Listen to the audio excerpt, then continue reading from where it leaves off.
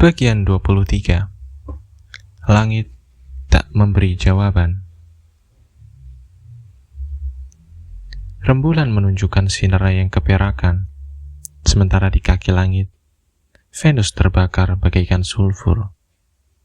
Meteor berjatuhan ke bumi bagaikan tombak-tombak api yang dilemparkan oleh tangan-tangan dari surga.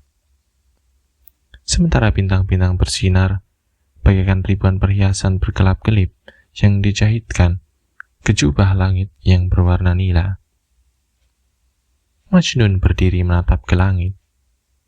Matanya bergerak dari satu planet menuju planet lainnya, dari satu bintang ke bintang lainnya.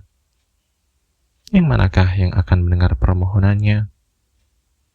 Yang manakah akan datang untuk membantunya? Saat matanya menjelajahi langit, untuk pertama kalinya, ia memperhatikan Venus. Lalu menjerit, "Wahai Venus, kau adalah lentera yang memandu semua orang yang mencari kebahagiaan di dunia ini. Kekasih sang penyair dan penyanyi, kunci kesuksesan ada di tanganmu. Kau adalah stempel yang tertera pada cincin sang raja. Kau adalah ratu di istana kemakmuran dunia. Kau adalah bintang yang berkuasa atas para pecinta. Kau adalah hadiah berupa kata-kata indah yang terlontar dari bibir semerah mirah delima. Bibir-bibir milik kaummu, dan minumanlah anggurmu yang beraroma ambergris. Masukkan ke dalam lingkaranmu dan limpahkanlah kebaikanmu kepadaku. Bukalah gerbang harapan.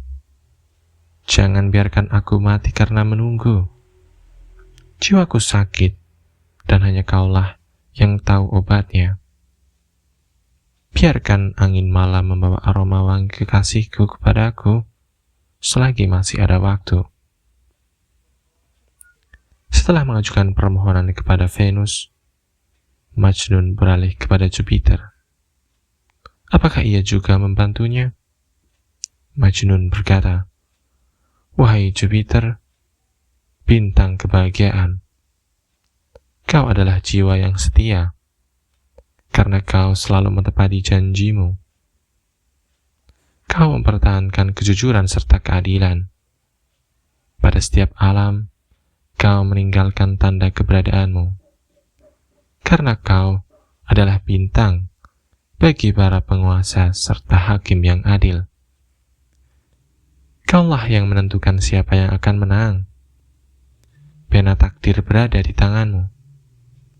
Masa depan seluruh kosmos bergantung kepadamu.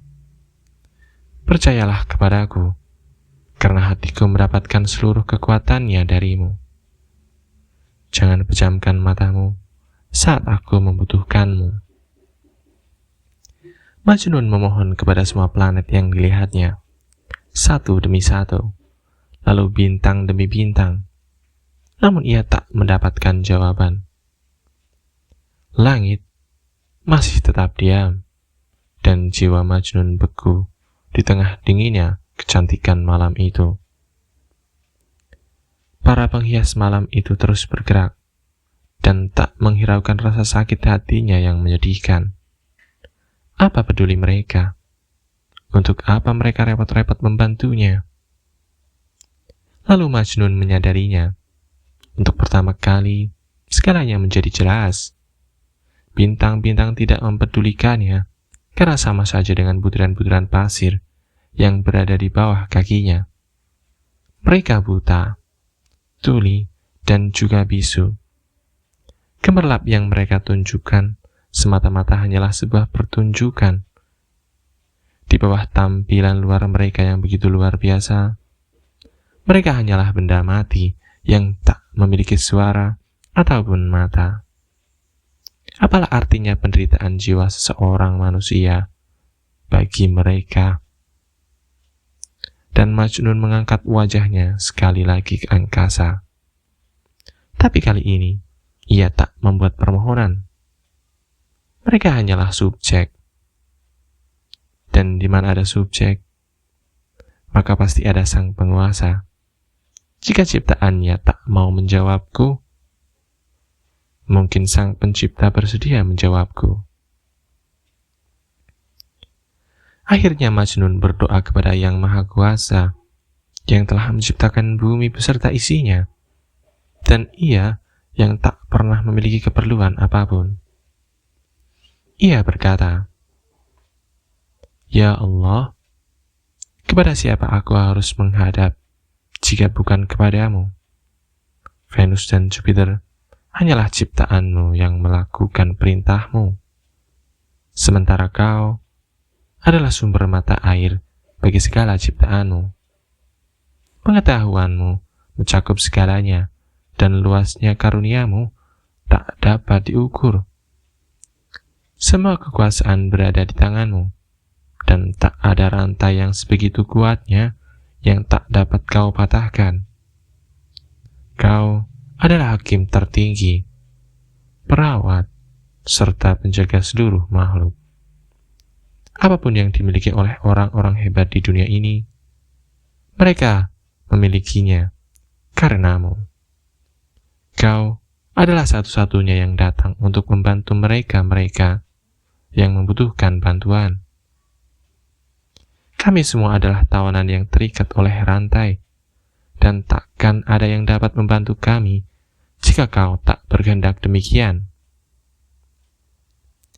Ketujuh surga dan segala yang berada di dalamnya adalah milikmu.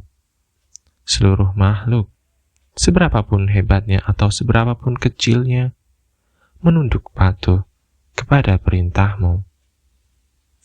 Ya Allah, Kau menciptakanku dari tanah liat, bergaung, berwarna hitam dan berat, lalu Kau hembuskan nafas dari ruh-Mu kepadaku. Kehidupan berasal darimu, dan Kau memiliki kuasa untuk mempercepat datangnya kematian. Malam ini aku berdiri di hadapan-Mu sebagai makhluk-Mu yang hidup dan bernafas, namun juga sebagai makhluk yang jiwanya telah mati. Hanya belas kasih-Mu lah yang dapat menyelamatkanku. Hanya pengampunan-Mu lah yang dapat menyelamatkan aku dari kutukan abadi.